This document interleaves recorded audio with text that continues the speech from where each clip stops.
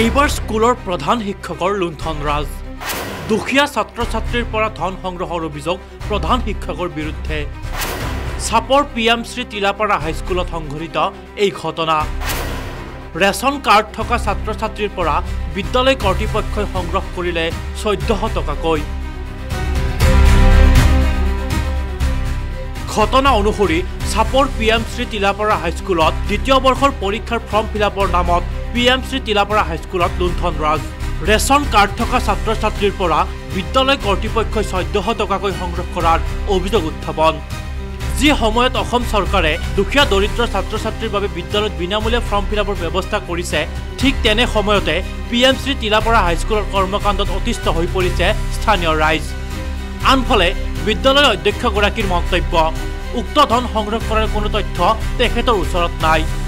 যেহেতু বিদ্যালয়ৰ যিকোনো মাচুল সংগ্ৰহ কৰে বিদ্যালয়খনৰ সহশিক্ষকে গতিকে উক্ত মাচুলৰ ক্ষেত্ৰত কোনো তথ্যৰ বিষয়ে অধ্যক্ষগৰাকী জ্ঞাত নহয় বুলি জানিবলৈ দিয়ে কিন্তু বিদ্যালয়খনৰ সহকাৰী শিক্ষকগৰাকীয়ে প্ৰধান শিক্ষকৰ সন্মুখতে কৈ দিলে যে আমি যি কৰিছো প্ৰধান শিক্ষকৰ নিৰ্দেশত কৰিছো আমাৰ কোনো দোষ নাই এই ঘটনাৰ পিছত বিমৰত পৰিছে সকলো কাৰণ ইজনে আনজনৰ ওপৰত জাপি দিছে দোষ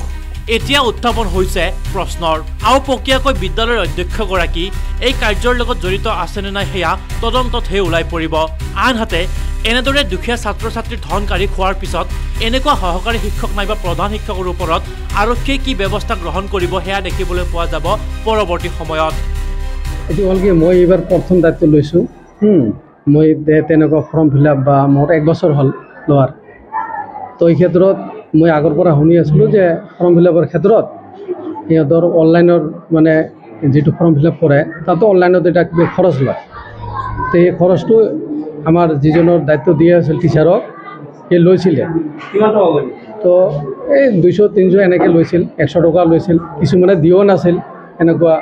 এনেকৈ লৈছে আৰু কিছুমান দুখীয়া মানুহ আছে দিও নাছিল তাৰপিছত মই খবৰ পালোঁ যে এইটো পইচা ল'ব নোৱাৰি তাৰপিছত এই পইচাখিনি মই ৰিটাৰ্ণ দি দিছোঁ ল'ৰা ছোৱালীক হয় নেকি এইটো যিবিলাক এপিএলৰ কাৰণেহে 1400 টকা বিপিএলৰ কোনো পইচাই নাই আৰু যিখিনি আমাৰ বিপিএল আছিল এতিয়া 2004 আৰু 2003 এই দুটা ইয়াৰৰ যিটো ৰেজিষ্ট্ৰেশ্যন আছে সিহঁত বিপিএল যদি বিপিএল সিহঁতে চাৰ্টিফিকেট দিয়ে তেনেহ'লে সিহঁতে বিপিএল আৰু কোনোবা যদি বিপিএল নিদিয়ে তেনেকুৱা কাৰ্ড তেতিয়া এপিএলত পৰিব তো আমাৰ যিখিনি ল'ৰা ছোৱালী 24 আৰু 23ত বিপিএল কাৰ্ড দিছে সিহঁতৰ বিপিএল আৰু কাৰোবাৰ যদি সিহঁতৰ লৈছে সেই পইচাখিনি গোটেইখিনি মই একদম ল'ৰা ছোৱালীক মাতি গোটেইখিনি ৰিটাৰ্ণ দিয়া হৈছে আৰু যিখিনি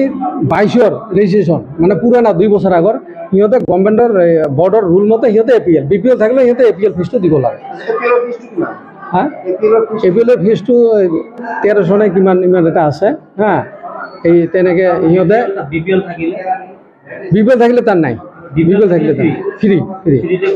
হয় নহয় কিছু সবে 300 টকা দিয়ে নাই 100 টকা দিছে কিংবা 200 টকা দিছে সেই পইচাখিনি আমি সিহঁতক 100 টকা ঘূৰাই দিছোঁ আৰু এই টেষ্ট পৰীক্ষা যে আহি আছে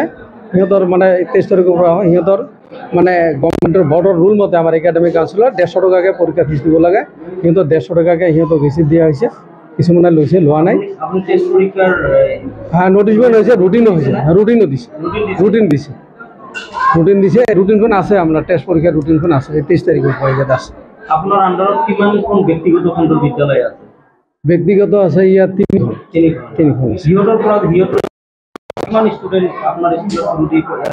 সিহঁতৰ আমাৰ ইয়াত আহিছে 99 ষ্টুডেণ্ট 3খন মিলি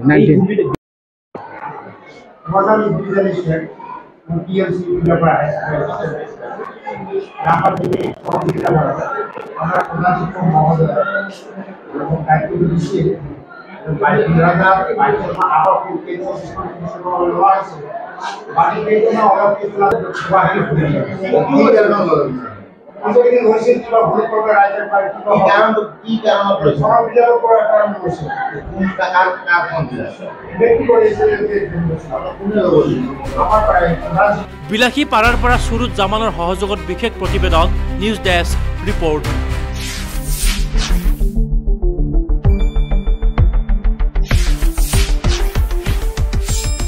শুদ্ধ আৰু বিস্তৃত বাতৰিৰ বাবে চাই থাকক নিউজ ডেস্ক ৰিপৰ্ট।